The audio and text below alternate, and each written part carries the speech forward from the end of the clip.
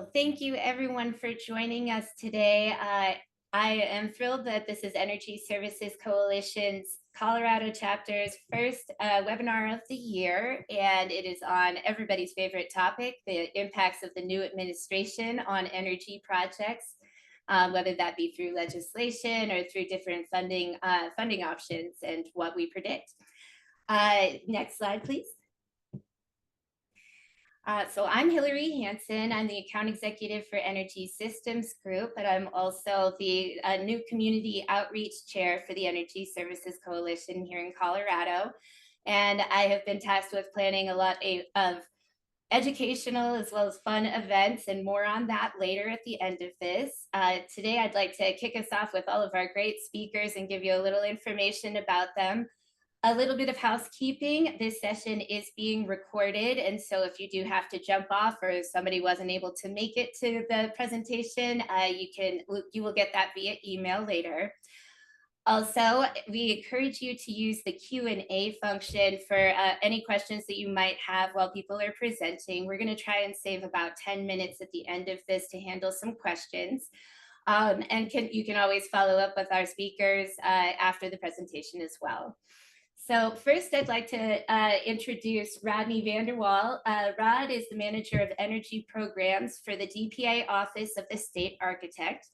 Rod works with all state agencies in implementing Colorado's statutes and goals on energy, water, and high performance buildings.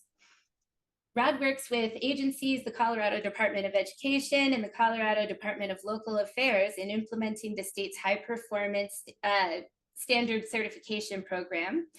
He worked on the AIA Denver Sustainable Design Resource Guide, and he has a Bachelor of Engineering degree with a focus on energy and power systems from the University of New Mexico, and a Master's in Engineering degree focused on building energy systems from the University of Colorado Boulder.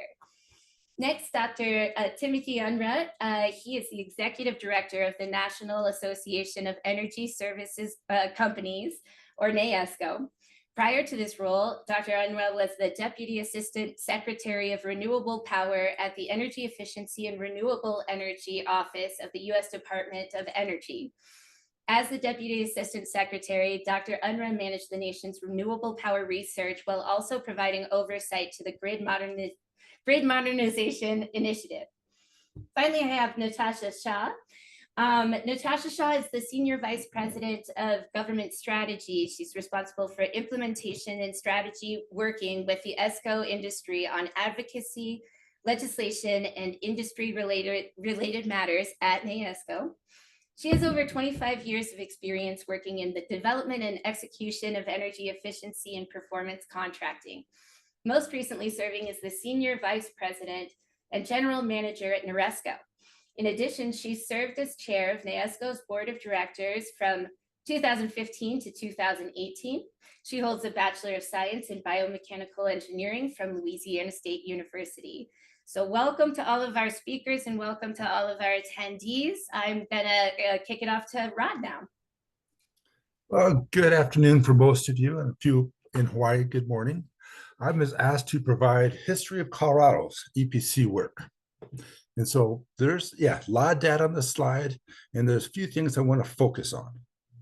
First, in the almost 30 years of work in Colorado, the number of EPC projects with state agencies. As you can see on the graph through the different colors, blue being the first time they did an EPC project, to green when they did additional phases, and there are a couple of agencies are actually on their third EPC project, generally with a different ESCO. Again, this has been a lot of work in Colorado, and it's been very fruitful and helpful. Second, in 2003 and 2011, you'll see there's a number of EPC work that was done. Those 2 years followed national economic issues and also some state budget constraints. The only option available to state departments at that particular time for maintenance on their facilities was through an EPC process. This also highlights that EPC work is an alternative funding source for construction. But for one in particular individual in 2003, he was told that if he didn't find work, he was going to get laid off. And for him, EPC was how he kept his job. The last point I really want to talk about on this slide is this gap between 1998 and 2002. Colorado, we had our first EPCs done in 1996. Of those 4 departments, 1 was a state department, 3 were higher ed. Because of statutory authority, i.e. lease purchase authority that higher ed had, they were able to go from an audit to an EPC project, finance that EPC project without legislative authority. The one state department, and I see Dominic may have signed in, his department, because state departments could not finance, could not go into debt without legislative authority. So that agency had to find a legislator. They had to run special legislation that allowed them to even finance an EPC project. This created a wait period between the audit and a finance project. And there was the concern that legislators may not decide to even finance the project. And so, yeah, it kind of, what it highlighted was that there was a distinct structural problem within Colorado to do EPC work for state departments. Next slide, please. So to resolve this issue, an act, House Bill 01-1381, concerning utility cost saving measures that may be financed by a government agency, was signed by Governor Bill Owens in 2001. What this legislation did for Colorado, it created the requirements to be an ESCO, what the requirements were to have an EPC project. The actual savings need to exceed the loan payments each year. There was no rollover of savings. Each year they had to match the loan payments. The ESCO had to provide a guarantee of utility usage savings for a minimum of 3 years. Not cost savings, because we do not control the utility costs. So it was a savings based upon usage. A cost-weighted useful life average of the equipment had to exceed the loan. That seems pretty logical. But one of the benefits of here was gave DPA the authority, which has been delegated to OSA, the authority to approve EPC projects without legislation. It also gave to DPA, and it does require a consultation and support from Colorado Energy Office to establish policies, procedures on how to do an EPC work. Since we had that minimum 3-year requirement, we had to come up with a measurement verification process. Luckily, there was a national model we could use. We recognized that we had to control how fuel was escalated. Again, we luckily have a national model to use. Through another organization, or program actually within the Colorado Energy Office called Rebuild Colorado, we recognized that we also needed common templates for the contract, the audit contract, for the construction contract. We needed common templates for how to develop a scope of work, how to highlight the work, how to highlight the savings throughout the process. We needed a common RFP for the selection of an energy service company, for how we finance it. We also, through Rebuild Colorado, realized that we needed a technical review of the audit. Our clients, they're mostly facilities people, they run projects, but they may not have the engineering expertise to how to analyze an audit to validate the savings were logical and matched ASHRAE requirements, that the audit firm, ESCO, did a good job on cost estimates. So through support from the Colorado Energy Office, initially we had outside vendors doing the audit, but now it's done internally. The Colorado Energy Office does a review of the audit, validates that they follow standard ASHRAE procedures, but also requires that there's a legal review of the contract that goes back to my office. I will flag things that seem unusual, and if they're interesting, they still need a review by our Department of Law. The legislation has been amended twice. Once, we added vehicle fleet operations and fuel cost savings to the contract. The second time was we added the ability to recognize devices that reduce water consumption or sewage charges. Next slide, please. Again, Rebuild Colorado, it helped through DOE financing recognize some of the issues, brought in marketing. It helped create this coalition that has that's hosting this meeting right now. Again, EPC work is construction, but how do we get our clients to understand how to do that? So again, the statute brought in a definition of what an energy service company is.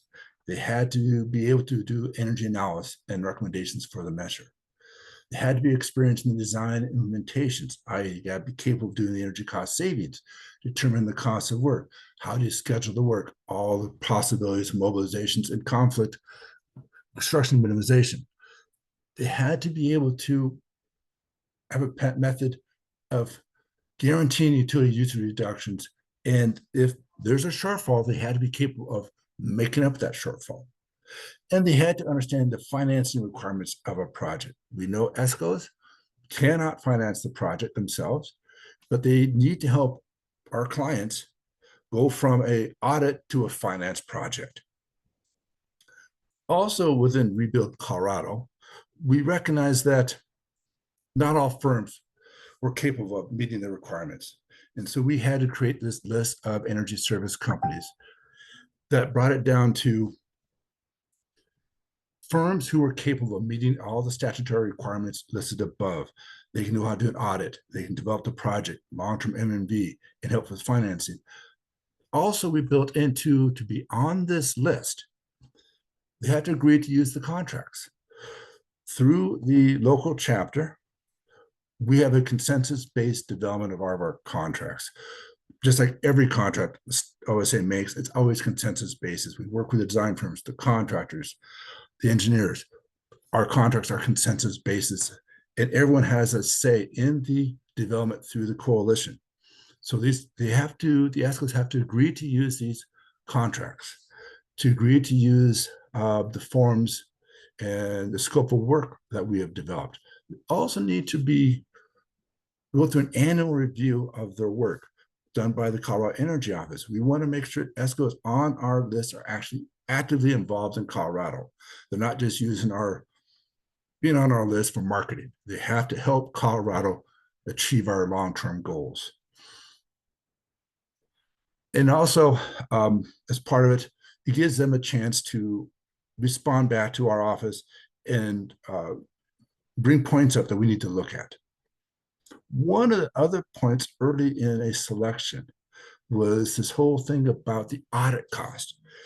Sometimes our clients don't understand cost is not a critical criteria in selection of a firm. It's the qualifications. We want to get energy service companies who have the quality to do the work. And we recognize that we needed to figure out some way to not eliminate cost, but support all ESCOs on cost. And so we created, again, support through the ESCO Coalition. A standard method to calculate the cost is based upon a distance from Denver, the type of project, square footage, or it's lighting across a parking lot. It's not done by square footage, but some other method. The final cost of the audit goes through the Colorado Energy Office for their review and blessing of the cost. One of the issues that happened the last couple of years is clients bring money to the table. Great, it helps. But we need to be able to identify by measure, because we all know staff changes. So we had to identify by measure the source of funds. For a lighting project, is it all financed through the bond money, or is it be partially financed through some funds that they have? We need to be able to track that, because there is different reporting requirements, the different payment methods based upon source of funds. Back in 2010, through some additional legislation, there was a need to recognize that state departments don't have the in-house skills for it comes to financing. And so, which I think is great, we work with the state treasury's office. They have the skills, they have a bond counsel, they have a list of financiers. And so we work with the state treasury's office to help finance a project. And I think, to me, it helps speed up the process. It helps reduce the risk, and they have certain requirements that they need to put into the RFP for financing. And that's next slide, please. My last slide. Again, this is all about the history of Colorado. We've been at this since 96. And since then, 35 of our 42 agencies have done some EPC work. Last fall, 4 departments, we helped finance over $70 million in new projects. So the total since 1996 is almost $300 million in EPC work. Last of the 4 projects that were financed last year, it was about $2.3 million in first year dollar savings for a total of over $20 million in first year cost over since 1996. We all know that's really in the second and third years avoided cost. And we are mind our budget people, it's always avoided cost. Otherwise, they'll take that money away from us. And so below are also 3 contacts. There's my contact. And like I said, I keep on talking about the Colorado Energy Office and their support. And so there are 2 names there who are more than willing to help anyone if they're with EPC 101. And again, they are the technical support to this whole process. And with that, I am now done. Thank you very much for your time.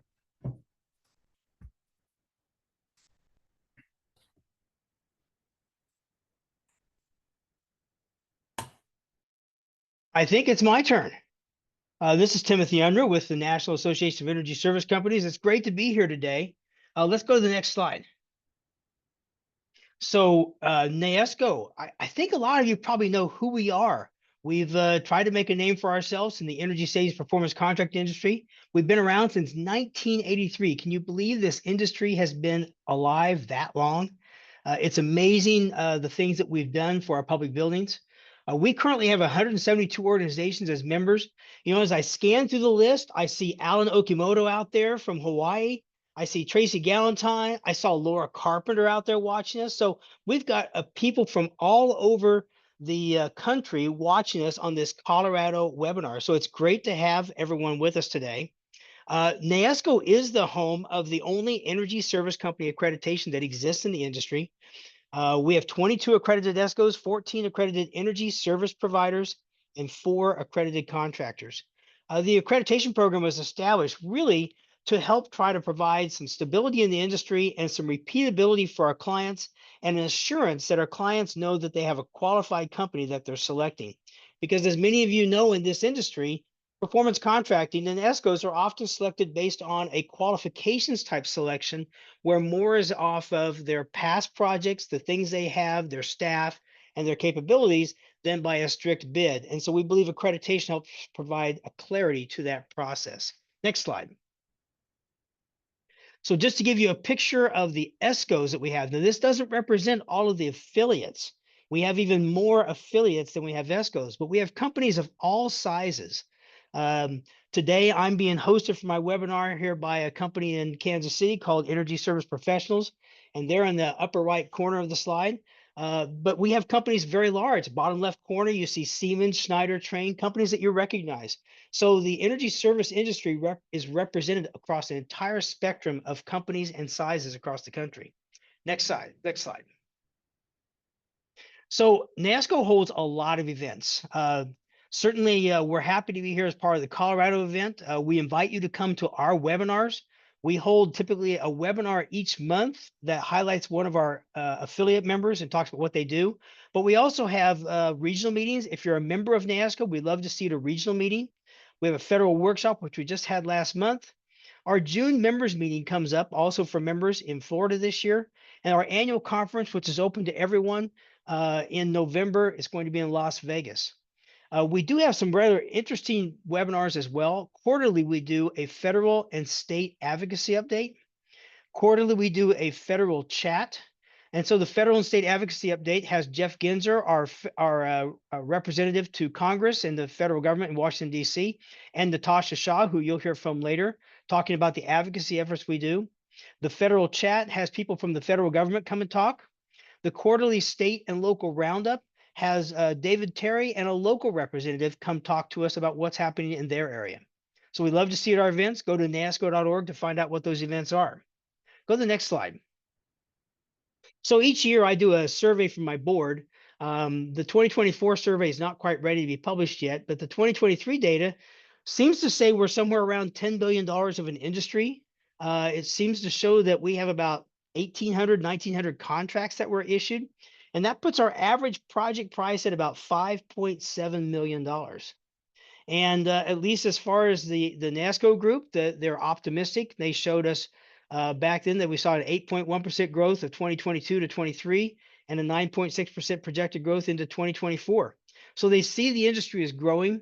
I'm continually asked by people, aren't we done retrofitting all the buildings? Haven't we done everything? Isn't the ESCO industry going to have to wind down soon?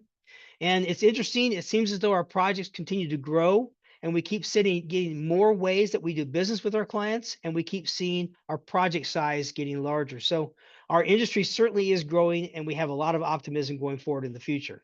Next slide. One of our themes that we continue to be pressing is this thing called leveraging. And why I bring it up every time I talk is because I think it's very important as clients have money from various sources. Those sources could be rebates, they could be internal capital money, or they could be some federal government money for various tax incentives or other sources that they see money coming in.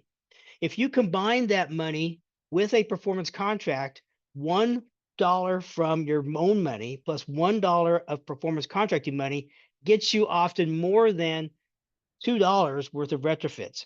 And this is a paper done by John Schonder, who at the time was with Oak Ridge National Labs. So in this case, you see a guaranteed project in the blue on the left, a set of capital money of some sort in the middle in the yellow. And when you combine those together, you get a bonus of the green. Now, what we see today with tax credits and other money that's available is that yellow in the middle is much larger compared to the blue that we see here today. And so that green can grow even larger yet. And so if you combine your money, the savings from your capital project contribute with the savings of the performance contract and puts many more energy conservation measures over the line and makes them fundable. So it's important to remember that as you do projects, don't try to do them as two separate projects, but combine them to get more improvements for your facilities. Next slide. So let's start talking about the federal funds. You know, the topic of this webinar is what's the impact to the funding that we see across the federal government with all these changes that we see happening. I guess part of me says we should just shut it down because there probably hasn't been any changes, right? It's a webinar, you can't respond. It's too bad because probably you'd be laughing and saying, no, we've seen some changes.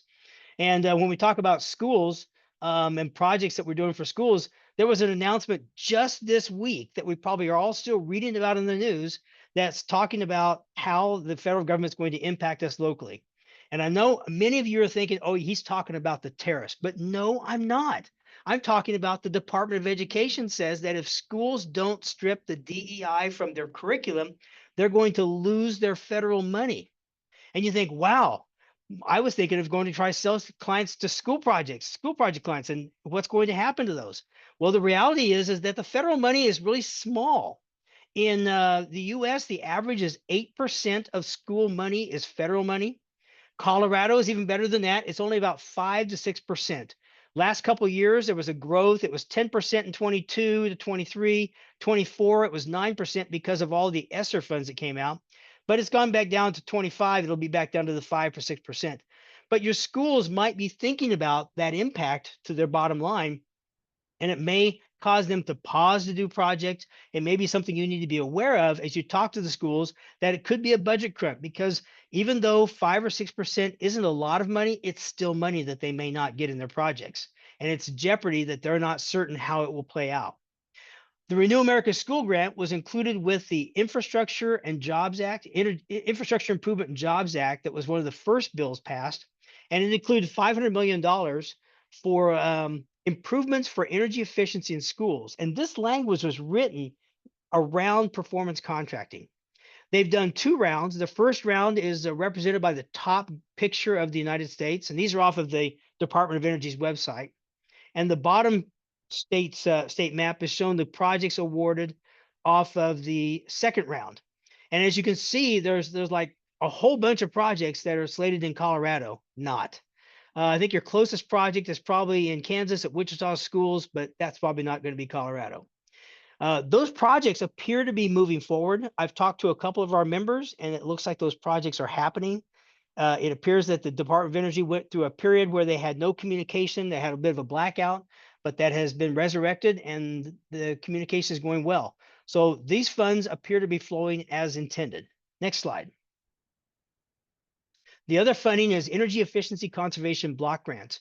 This also had an energy savings performance contract piece in its legislation. $550 million was awarded in the IIJA, the Infrastructure Improvement Jobs Act, just like the Renew America Schools. All the money was allocated out to state and local governments via formula. And that formula has a strict calculation of who gets what. They've all received their money, and those projects are moving forward.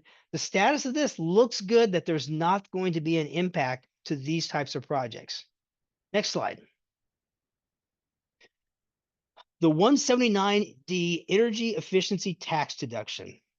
This one here is the tax deduction that was expanded in the Inflation Reduction Act, and it became permanent. This is one where you used to get a certain amount of dollars per square foot for a lighting retrofit. Now it's for an overall building retrofit, and you can get up to $5.36 per square foot if you have 50% or more energy savings off the project. You do have an interesting trick on this one. You have prevailing wage and apprenticeship requirements. And what that means is that you have to have prevailing wage paid on the lighting retrofit, and you have to have apprenticeship opportunities on the lighting retrofit installation or any of the installation for overall building efficiency in order to receive the highest amounts. The challenge that's been having with this type of project is that often the designer who's eligible to receive the 179D energy efficiency tax deduction is not in charge of construction and doesn't have control over prevailing wage and apprenticeship. And so there's been some tricky pieces of trying to get this to work out, but overall it seems to be working okay. It doesn't appear that this is threatened at this point. It doesn't look like it's having a problem. From what I understand, projects are still moving forward, and this is still being claimed, and we don't see an issue with this particular money at this point. Next slide. The big one, the one that probably is going to have an impact, is the investment tax credits. So remember, this is the money that came out in the Inflation Reduction Act, and that's been referred to by the new president as the Green New Deal, for example. And this is the one that is probably in the crosshairs of much more of the legislators when they look at trying to balance the budget, reconcile with their tax cuts that they want to do. This looks like a big target that probably will have some impact, but it's unclear what it will be. This is the tax credit, different than a tax deduction. Remember, the last one was a deduction. So if you recall, a deduction is you get to reduce the amount of income you have, which can lower your taxes. A tax credit is a direct payment back to you of a certain amount. This is available for public buildings as well through something called direct pay. And the direct pay option says that you can get this tax credits put back into your accounts via a check from the IRS. These tax credits are currently still flowing today. They can be between 30 and 6% of project value as long as you have prevailing wage, U.S. sourced products, and you have the proper zones that you do the project in. You can get up to 60% of your project value back. For our industry, really, it's about small solar. It's about ground source heat pumps and combined heat and power. It changed at the end of 2024 from the investment tax credit to a clean energy tax credit. And the clean energy tax credit is really technology neutral, but it has to be something that's generating power carbon free. Ground source heat pumps persevered through the change from 2024 to 2025, and they continue through 2034. So ground source heat pumps are still eligible. So if you have any K through 12 school districts, those tend to be great opportunities for ground source heat pumps. The status is that there's a lot of advocacy on Capitol Hill about the investment tax credits. There's a lot of people up talking to legislators, advocating that these would remain untouched, that they would continue forward. The renewable power industry is up there pushing very hard for those. They have projects in a lot of states. Interestingly enough, a lot of the tax credits are going to states that are Republican states simply because that's where a lot of opportunity for wind and solar seems to be. So there's a lot of advocacy for these tax credits to stay around. We as NAESCO are doing that advocacy. We have a person on Capitol Hill that is advocating to keep it because we believe that it can benefit our members and help our projects to grow in size. But the status will be determined as they determine the reconciliation bill that's on Capitol Hill.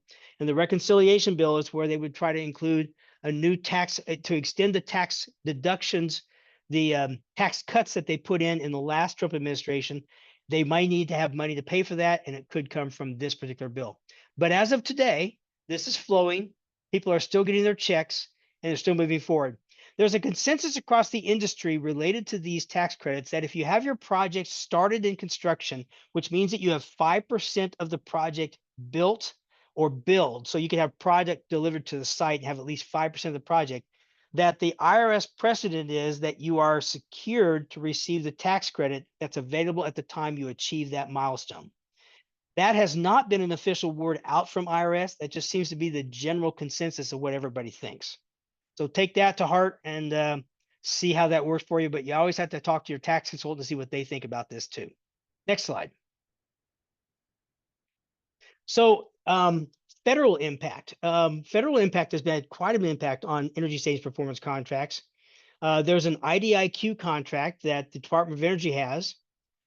It appears to be working, although some projects have been stalled or held up.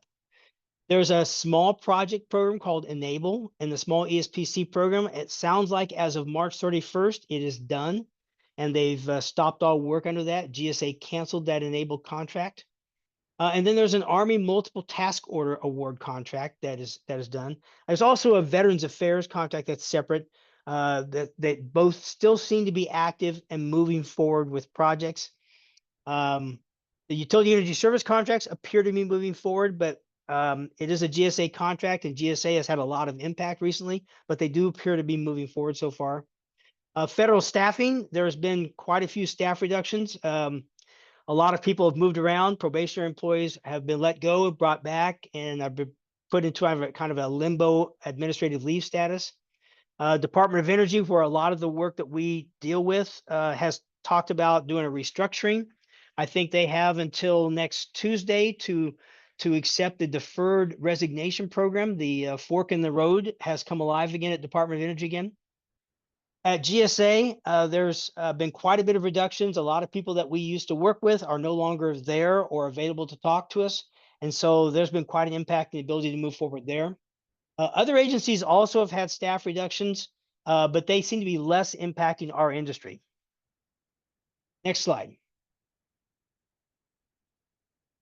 And so downstream impact. And so I guess I brought this slide in here because I think there's a downstream issue that we have happening.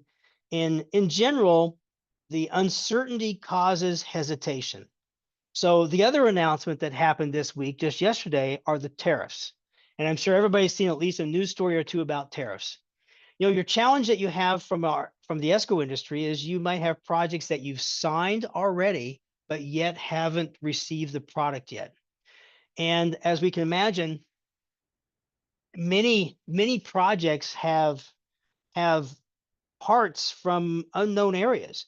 You may have a project that has an assembled product in the US, but it may contain parts from many other places, and that could begin to impact the cost of that component, especially if you're on a waiting list and your product has yet to be built or delivered. So that means that K-12 school districts, while they may be concerned about federal funding, they could also be concerned about price increases to materials that they buy that are unrelated to buildings. City, county governments in the same boat, state governments in the same boat, and the state governments receive a good amount of money from the federal government. And it appears that that money is now flowing again, but there's been some hesitation about where that money was coming from. Federal governments, obviously, the impact across those projects continues to be wide in that there's just so much uncertainty. And so I put those there because it's uncertain that's driving the project's hesitation. Also, though, there's private sector impacts. And so on the private side and on the ESCO industry side, all of these change adds uncertainty. So imagine if you have these tariffs coming in and you don't know how that's going to price the project out. You don't know if your supplier is going to pass on the tariff to you now, or if they're going to eat that cost, or exactly when their US inventory of pre-imported products expires and they have to start bringing new products in.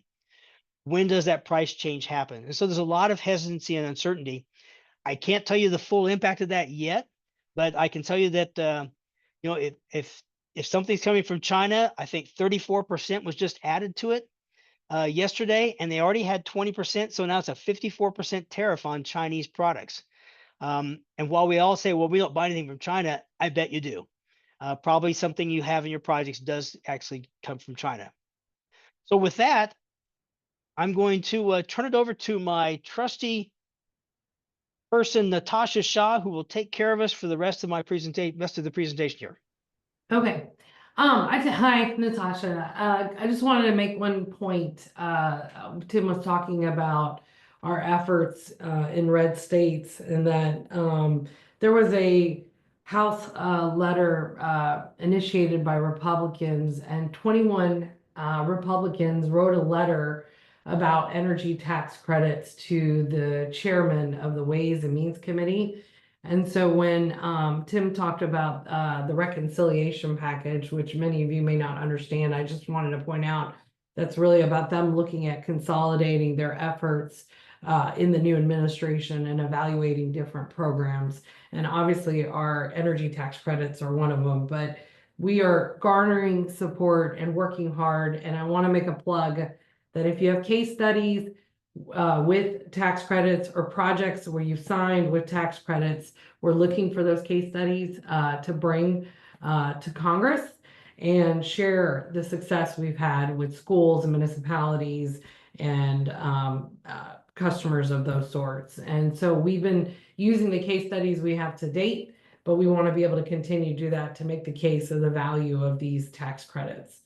I just want to point out that we have advocacy, we have lobbying, and our advocacy is obviously improving our industry and promoting performance contracting, but we are actively lobbying, as Tim mentioned, not only with the federal government, with the Congress, but also in the states. And so what I wanted to do was just take a few minutes and review some of our state activities, because it's good to understand what's happening in other states that might impact you. As our industry rolls out, many times if it's happening in one state, the likelihood is it could happen in another state. So with that, if you could go to the next slide. So I want to kind of give an update. So in New York, we've had this issue with a blanket hold on incurring new debt, specifically with the state university and the city university systems are called SUNY and CUNY. And so it's prevented the ability to do performance contracting on those campuses. They put out an RFI last month trying to garner more information and promoting ESPCs. We've convened a working group. We've submitted a letter to the governor's energy offices. We've talked with the chief sustainability officer, and most recently we've talked with the Department of Education deputy director. We haven't had a lot of success. And now we're actually moving to talk with Schumer's office. We're trying to figure out a way to get to the right person at the state. So I thought I'd share what's happening in New York. In Illinois, there's a House Bill 3381 that's limiting performance contracting in schools. We've been fighting this for 8 years, and we have a lobbyist in Illinois. The architects and engineers have the desire to significantly restrict performance contracting in schools. And so we've worked really hard to kind of combat that and show the value. And we've had school associations and whatnot in support. In this 2025 legislation, the bill just came out of the House, but it has not moved. We believe that the architects and engineers are focused on some other legislation that they want to pursue. And so we're managing expectations there. In Mississippi, we don't have a challenge, but there is a House Bill 186 that's amending and extending energy efficiency service contracts. And that bill was extended and it was passed. So that's good. It also allows for them to include funding under performance contracting. In Mississippi, that was not something that could be done before, but it is now. In Oregon, there was a House bill introduced, 3653, which basically defines performance contracting and allows state agencies to move into performance contracting without requiring a competitive procurement, but ensuring that a performance guarantee gets put in place. And so if you're a qualified energy service company in the state, the goal is hopefully this bill passes. And so right now it's moving through the process and it's out there. In Texas, we've been actually fighting, we've had a lot of challenges in Texas. I would say that we have two Senate bills out right now, 1050 and 1225, which requires a very rigorous performance contracting process, requiring a third-party engineer through the entire procurement process and project development and long-term M&V. There's a senator that had some issues in his particular district, and he's made it a mission to fight performance contracting. However, our members have done over $1.3 billion in performance contracting over the past 5 years. And so when you hear that there's 3 projects that maybe didn't go well, it's not a reflection of the entire industry. We had an issue in New Hampshire where a House member felt that lease agreements should not include building or facility improvements, and that was a House Bill 372. And so the bill basically doesn't want to lease agreements with non-appropriations clause and be treated as debt. And so, this would severely limit our ability to do performance contracting if we're not allowed to do lease agreements. And so this passed through committee, but it failed in the House, and we were able to successfully put this on the table, which means essentially it is dead. And the last thing I wanted to mention, that we're putting out a new effort recognizing that we're starting to have some limitations with energy performance contracting with a program that we're calling SCIP, Sustainable Capital Improvement Projects. And what we're trying to do is recognize that our industry is evolving and that we're seeing a lot more capital intensive projects versus purely energy savings, and finding more lighting projects to do is becoming more difficult. So being able to expand the depth. And so in Pennsylvania, we're right now working on new legislation that will allow us to do public-private partnerships and energy as a service. We're hoping to put that bill out in 2025 and obviously get it passed. But this would open up the aperture for performance contracting and beyond to look at energy as service and public-private partnership. With that, I am a minute early, but I'm also done. Well, thank you very much, Natasha. Great job to all of the speakers, and we will do a little bit of a Q&A coming up. But first, I would love everybody to save the date for the ESC Colorado's first in-person event of the year.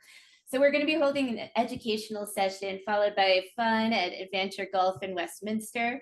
And there will be complimentary food, drinks, mini golf, and go-karts for all of the attendees from the public sector. I will be sending more registration details in a later email, and would love to see you there. It's going to be a great event.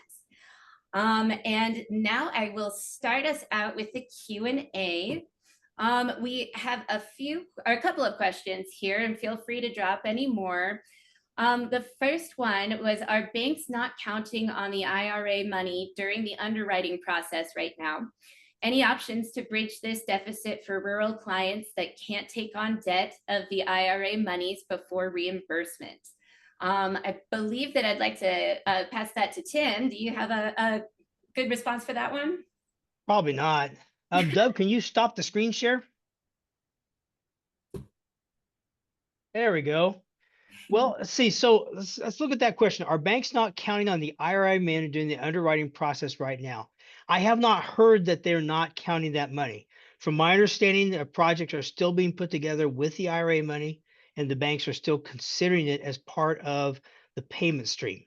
So that would mean that when you finance a project, you would have to use the bank's money to carry you over the waiting period, since the IRA tax credit is not paid until after the project is fully constructed. but I have not heard that banks are not counting on the IRA money, that they're not moving forward. It is current tax law. I don't see a reason why the banks wouldn't process that at this point. All right. Well, thank you very much. Good to know, definitely. And then we also have one that, is there any truth to the rumor that restrictions for the eligibility of the ITC may be based on if the project is located in an area that voted Republican in the last election? I have not heard any truth to that at all. Yeah. We've worked closely with there's a group called Undaunted K through 12. Sarah Ross up there does a phenomenal job tracking the schools receiving ITC payments, and those states are all across the country. I don't think there's anything to that at this point. Well, and I just wanted to add, I mentioned earlier that there was a letter written by several Republicans in support of those energy tax credits. Every office that we've met with to date on the Hill has been very supportive of it. And I know that's surprising, but it is not a situation that because it's a Republican state that they're against it. They realize that many schools and counties and municipalities are using the ITC to get work done that they would not have been able to do.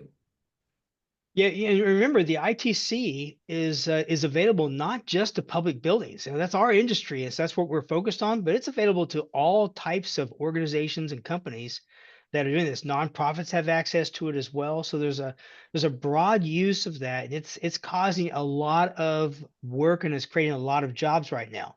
And so that's why there's a little bit of a push and pull and uncertainty over its survivability. While it has a significant amount of support out in the field because so many people are using it, on the other side, it does represent things that are not a part of the new administration's priorities. The renewable and greenhouse gas and decarbonization are not part of their priorities. And they're looking for money to pay for continuation of the tax cuts that they did. So there's a strange push-pull with this, which means that's why there's so much uncertainty and jeopardy about this. Yeah, and I would just add, I mean, this has been a bipartisanly supported tax credit. It existed before the Biden administration. Yeah. It existed in the last Trump administration. So that's been part of our explanation, as well as I'm sure others as well, on why these tax credits have been so useful. I see that another question popped in. Oh, yes. So also this, and it's a great one. What would happen to a school with a loan if the IRA funding is planned, then the rug gets pulled out from under them after construction completion, being that the loan payment would then fall on the clients? Is that, is that a thing? They would have to pay off that loan. That's what would happen. Mhm. Unfortunately. Yeah. Yeah. And so, you know, it's good to think about now. Now, certainly many would argue that we're in unprecedented times, that things are happening now that have never happened before. Maybe that's true and maybe that's not. We certainly have had a lot happen in a short period of time. I will grant you that.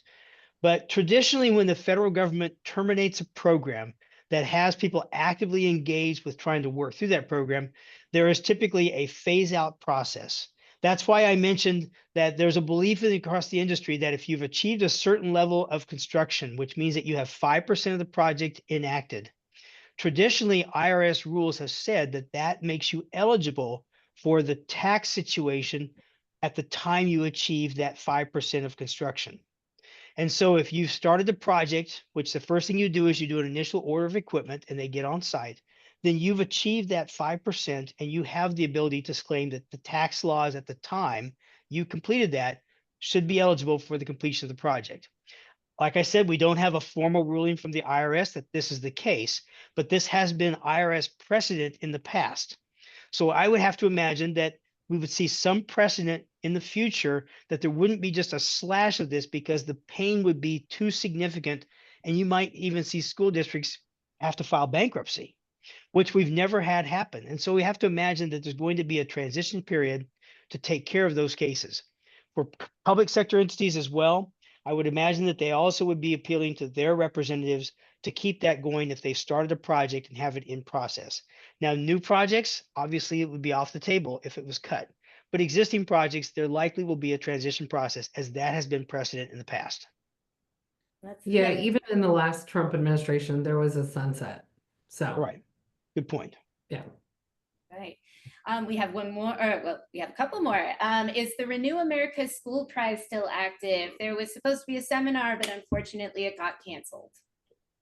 So the Renew America School Prize is still active, but there's no new round for new awardees. The awardees have been selected for phase 1 and phase 2, and they're now in the process of fulfilling their portion of the grant. I can't remember how much money, I think it was on my slide that they put out, but I think nearly all the money has been allocated through the phase 1 and phase 2 processes. So it is still active, but there's not a new prize that you can go apply for today.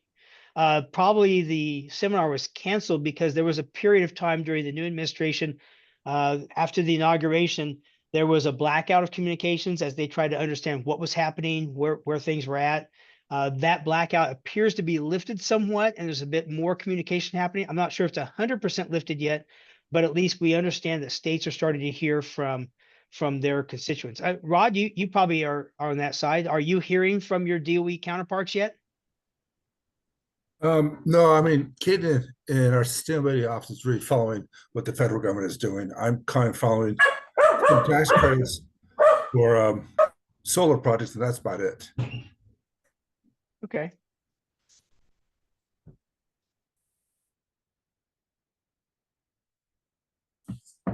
Sorry about that, everyone. So there's another question. Does the 5% safe harbor investment include project soft costs, or is it only direct costs like material purchases? Well, I don't have the answer to that. That's probably one for your tax consultant. Generally, when I've heard it, it's normally described as material purchase, hard goods on site. That's generally what I've heard, but you'd have to talk to your tax consultant to get the real answer, as I'm not a tax guy. Okay. And we do also have an attendee who wanted to share a few organizations that are developing a direct pay tracker to continue to build the business case with Congress to maintain the energy tax credits and direct pay. And so she has sent in some information on that, and I am happy to include that in our follow-up email if our speakers agree it's pertinent. And I believe that's all the questions that we have. If unless anybody else anything else, we can give you back 6 minutes of your time, and certainly really appreciate all of the wonderful information that all of our speakers have shared. Also, Rod emailed me that the event, I had a typo in there, and it is actually June 5th, which is the Thursday. More details to follow on that one. If there aren't any other questions, have a wonderful day, and thank you so much for attending this webinar. Thanks all.